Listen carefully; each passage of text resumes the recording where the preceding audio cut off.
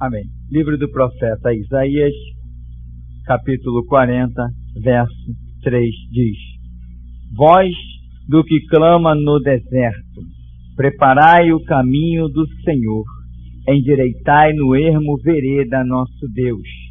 Todo vale será exaltado, e todo monte e todo outeiro serão abatidos, e o que está torcido se endireitará, e o que é áspero se aplanará, e a glória do Senhor se manifestará, e toda a carne juntamente verá que foi a boca do Senhor que disse isso.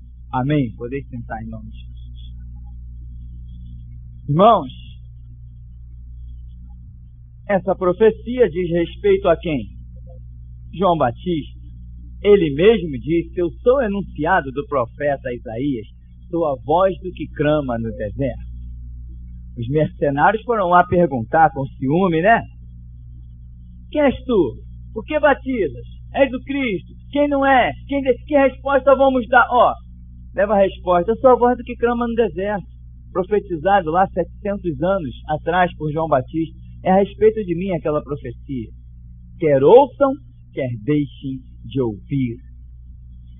E aqui diz, interessante, que voz do que clama no... voz do que clama no deserto. O que é o deserto? Nós que conhecemos a simbologia bíblica e a tipologia bíblica, não é isso? Nós já sabemos que deserto, resumidamente, é o quê? A situação espiritual em que hoje se encontra a Igreja de Jesus Cristo. Porque Israel foi liberto e passou por um deserto para depois herdar a terra prometida, a Canaã física. Nós hoje fomos libertos, estamos num deserto para, quem sabe, herdarmos a terra prometida, a terra espiritual, a nova Jerusalém que desce do céu. Então hoje nós nos encontramos num deserto. O deserto é lugar de prova, lugar de dificuldade. E no deserto é que nós nos permitimos ser restaurados pelo Senhor. Só restaurados, a condição de fé, a um lapidar do Espírito Santo, é que podemos entrar na terra prometida. Esse detalhe. Mas, querido, veja bem, João Batista foi um dos homens com ministério de restauração. Nós sabemos que houve outro. Elias tinha um ministério de restauração. Ele estava ali para, com sinais gloriosos, trazer a nação de Israel de volta à realidade de um Deus. Por isso que ele diz lá, por que cocheareis entre dois pensamentos? Se Baal é Deus, seguiu. Mas se o Senhor é Deus, seguiu. Olha, vamos para o Monte Carmelo, vamos clamar. O Deus que responder por fogo, esse é Senhor em Israel. Qual é a luta do profeta Elias? Restaurar a nação de Israel. Por isso que até uma das profecias vai dizer a respeito de João Batista, eis que eu envio diante de ti Elias. Por quê? Não é porque seria Elias ressuscitando ou Elias reencarnando e voltando na pessoa de João Batista. Não, até mesmo porque Elias nem morreu para que pudesse reencarnar. Foi arrebatado numa carruagem de fogo. Então a doutrina da reencarnação está completamente furada.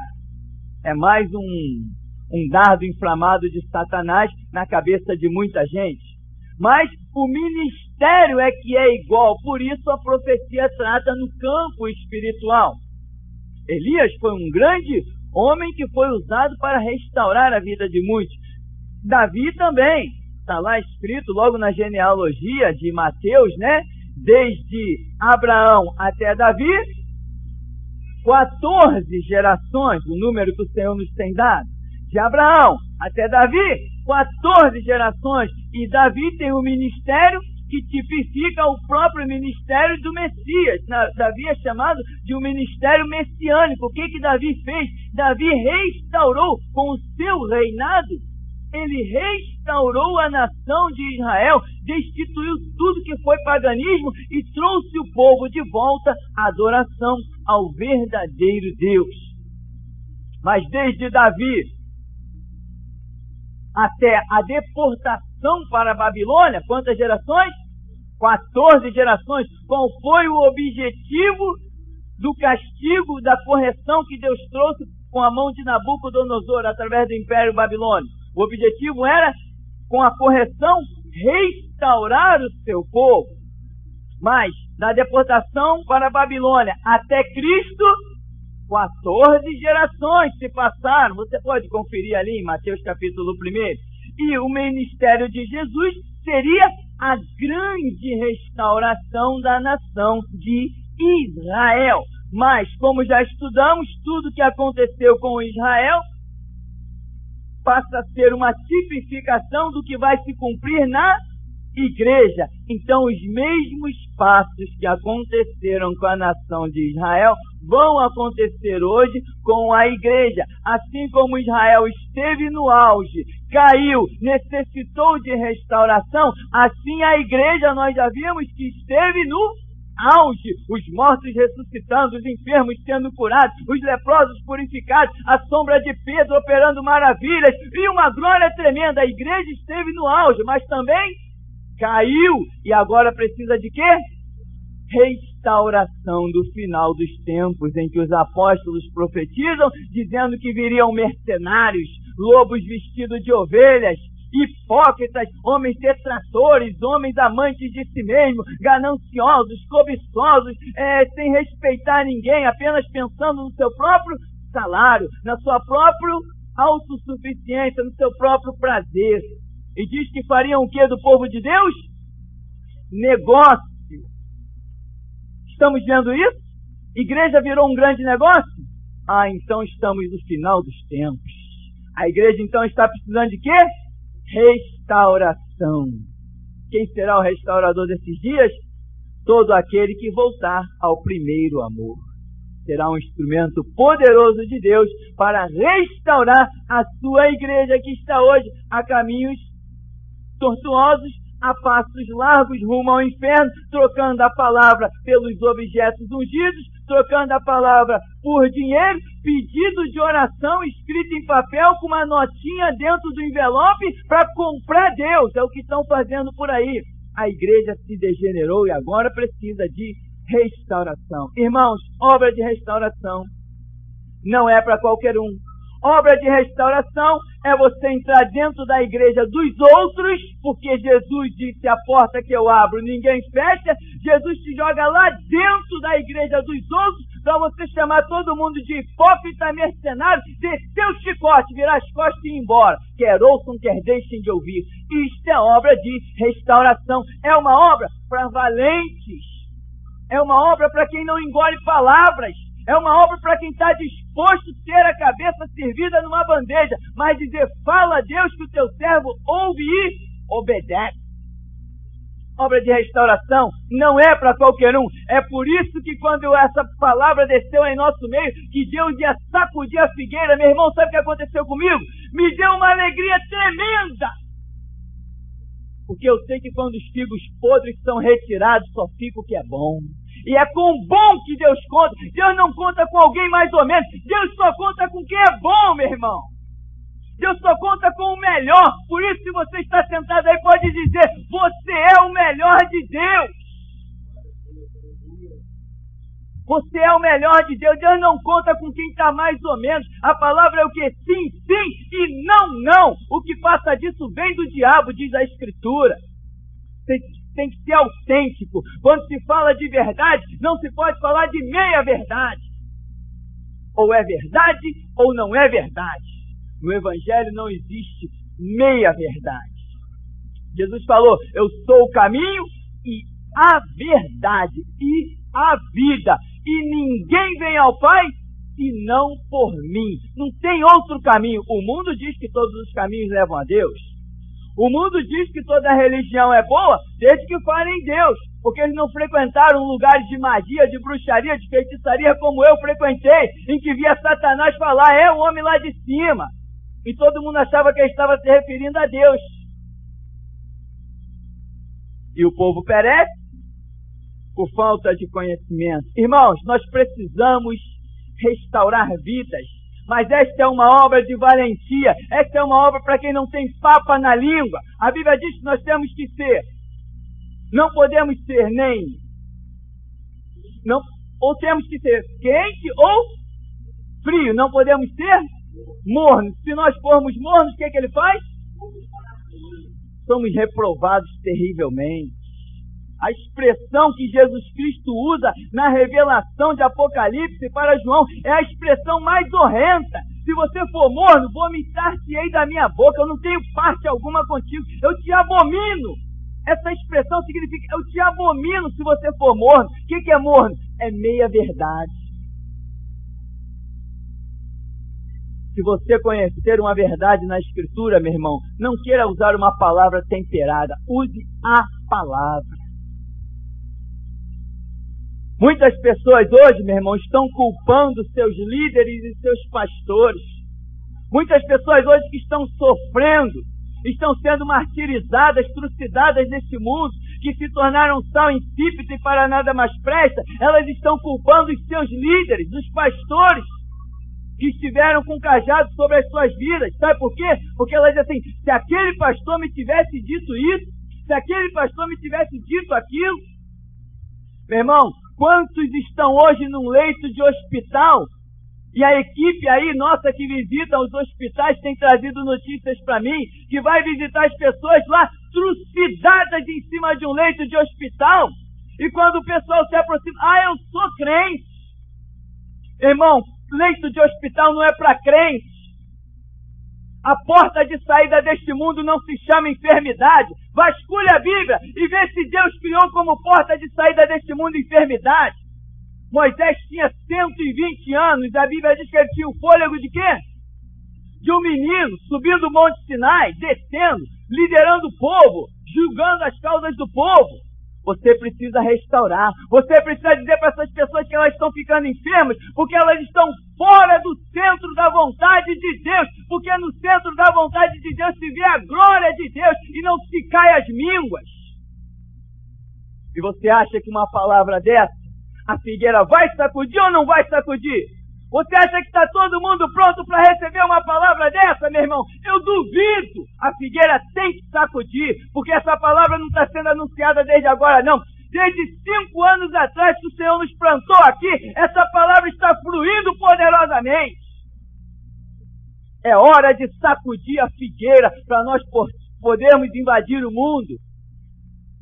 É isso que eu tenho orado. Senhor, os verdadeiros é que nós precisamos. Tu não conta com multidão. Não me interessa ter uma igreja cheia, fechar a rua para botar a cadeira lá do outro lado e um bando de covarde. Não, não é isso. Não foi para isso que o Senhor me chamou. O Senhor me chamou para pregar para valentes. Meu irmão, a palavra é essa. Geração de Jesus Cristo tem que ser uma geração de valentes, confiados na palavra de Cristo Jesus.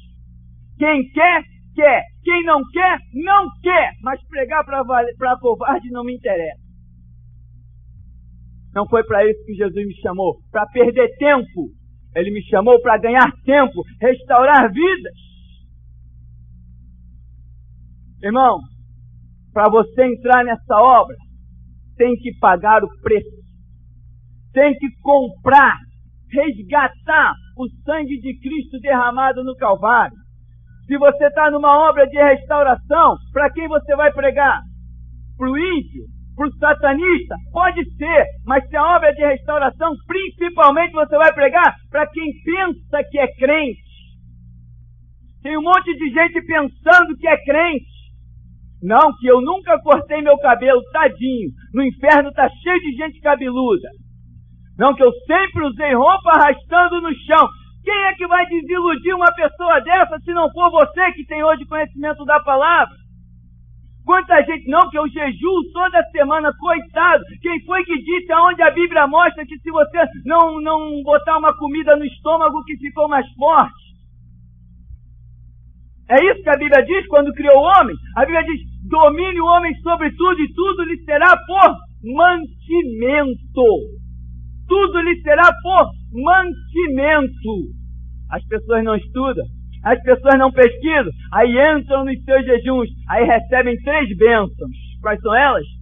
Úlcera, gastrite e anemia. Depois está lá no leito de hospital. Irmão, eu jejuei tanto. Não estava fazendo a vontade de Deus? É assim que se faz a vontade de Deus? Jejuou tanto e Deus te abandonou no leito de hospital? Outros acham que ficaram mais fortes porque tomaram um cálice de vinho e comeram um pedacinho de pão confeccionado pelas mãos humanas, chamada Santa Ceia. Me prova na Bíblia que Jesus celebrou ceia. Jesus celebrou a Páscoa. Jesus Cristo celebrou a Páscoa. E nós vimos lá que o Paulo falou em Coríntios, não é Jesus Cristo que está falando lá, aquelas besteiras que Paulo fala. Paulo era um santo homem de Deus? Melhor que eu ele não era. Ele era homem pecador igualzinho a mim. Se ele não tivesse apelado para o sangue de Cristo, ele teria ido para o inferno como qualquer outro. Ele não era melhor do que ninguém. Amém, meu irmão? Isto é visão bíblica. Nunca existiu nenhum homem na história do Evangelho, na história bíblica, melhor do que o outro. Todos pecaram e destituídos estão da glória de Deus. O salário do pecado, mas o dom gratuito de Deus, vida eterna em Cristo. Para quem? Paulo era melhor? Pedro era melhor? Tiago era melhor? De forma alguma. Restauração, meu irmão, é isso, conhecimento bíblico. Elias era homem segundo as mesmas paixões que nós, mas orou e caiu fogo do céu. Mas a Bíblia diz que ele era o quê?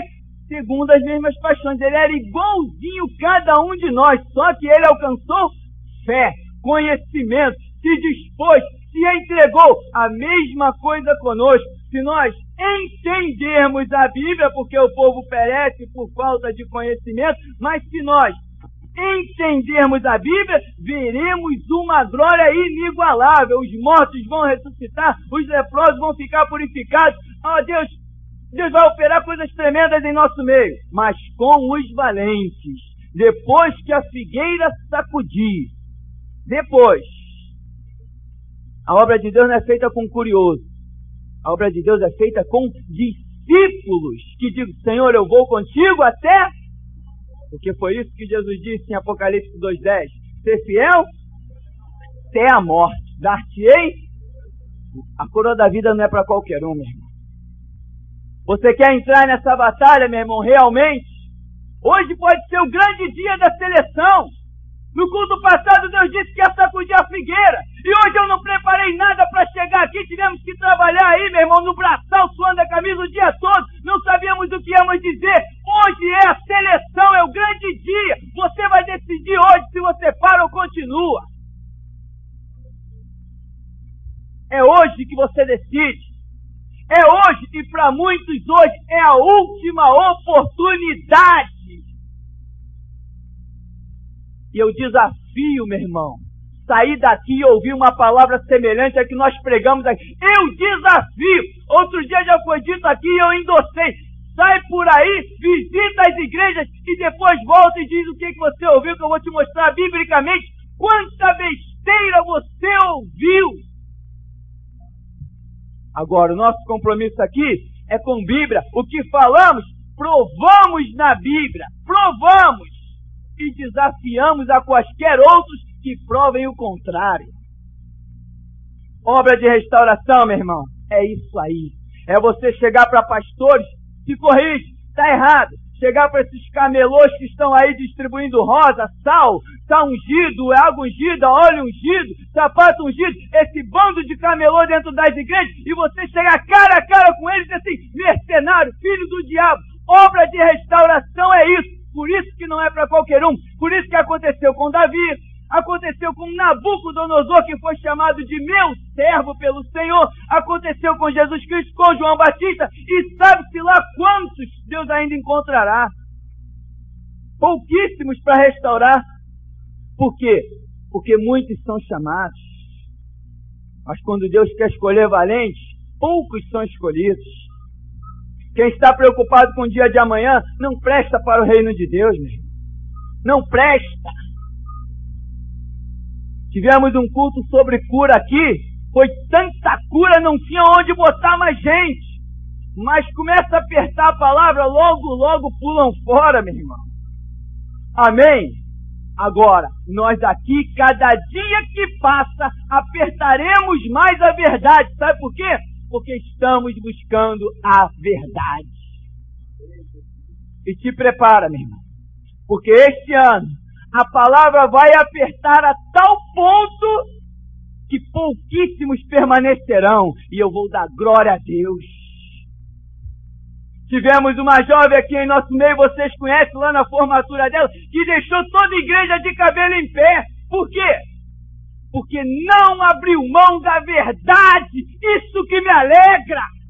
E por onde eu passo eu dou esse testemunho com tanta alegria, que uma jovem de 14 anos do nosso meio deixou as diretoras, os professores, tudo de cabelo em pé, porque não abriu mão da verdade. É isso. O meu salário está ganho.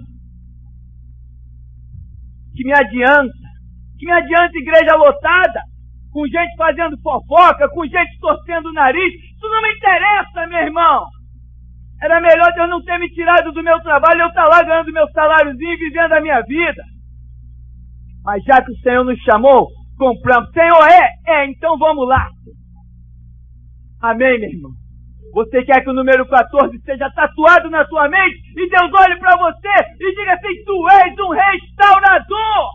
Você vai abater os montes altos e vai levantar. É para isso que Deus te chamou, para ser valente, para ser marcado. Quando os anjos recebem ordem a respeito dos valentes, eles vêm procurando o número 14 na fronte. É para isso que Deus te chamou. Para ser um valente. Para ser um valente. Senhor, sua família está aí fora. Minha família? Família o quê? Minha família são todos aqueles que fazem a vontade do meu Pai que está no céu. Tua mãe? Que minha mãe? O quê? Minha mãe é aqueles que fazem a vontade do meu Pai que está no céu. Amém, meu irmão? Restauração, meu irmão. Você não pode olhar para trás. Porque aquele que lança a mão do arado e olha para trás, não está apto para o reino dos céus. Não está apto. E se você não está apto, você está reprovado. Amém? Você está num deserto. Vem prova. Vem luta. Irmãos, nós temos que mostrar para o mundo o que diz a Bíblia. Israel, que é símbolo da igreja hoje, enquanto eles estavam bem, qual era a promessa? Bendito serás no campo, bendito serás na cidade, bendito o fruto do teu ventre, bendito o fruto da tua amassadeira. Tu serás por cabeça e não por cauda. Emprestarás a muitos, mas de ninguém tomarás emprestado. O Senhor repreenderá a tísica dos meios do teu povo, repreenderá a enfermidade. O Senhor repreenderá a peste, o Senhor repreenderá a fome, as tuas colheitas serão fartas, tu terás festas celebrando dia a dia a colheita de lua nova, a colheita de todos os dias, tu prosperarás, tu dominarás a nação, todos os povos dirão que tu és bem-aventurado. Glória a Deus. Isto é Bíblia. Agora, do outro lado, do mesmo monte Gerizim, porém, se negares a palavra do teu Deus, a enfermidade te alcançará. Os inimigos te pisarão. Tu não serás bendito o fruto do teu ventre. Não serás bendito o fruto da tua amassadeira. A enfermidade vai te destruir. Os teus celeiros não serão fartos. Não terás festas. Não terás celebridade. Não terás alegria. Não terás paz. Restauração, meu irmão, é você falar para os teus irmãos de outras igrejas que eles estão sendo abatidos porque eles não estão restaurados. Fomos visitar uma casa e a pessoa se achou a mais santa. Não, pastor, eu estou em comunhão com Deus. Eu jejuo 2 vezes por semana e olha, mês passado eu participei da ceia do Senhor. Vazia, um zero à esquerda, inútil para a obra de Deus, achando que o Evangelho de Jesus Cristo se compõe de rituais e tradições. Não, restaurar significa que tudo que vinha sendo feito está errado. Por isso é que precisa de restauração. Irmão, e o que eu creio? é que até aqui não fomos reprovados. E até aqui nos ajudou o Senhor. Por isso, prepara-te, geração de Jesus Cristo, para encontrares com teu Deus. Prepara-te. Prepara-te. Agora, irmão, você está vendo que o nosso propósito aqui, não estamos preocupados com a igreja cheia, senão não ousaria entregar esta palavra. Eu estou preocupado com os verdadeiros adoradores que adoram o Pai em espírito e em verdade. E o Senhor então nos abençoe com essa palavra, em nome de Jesus. Amém, Jesus.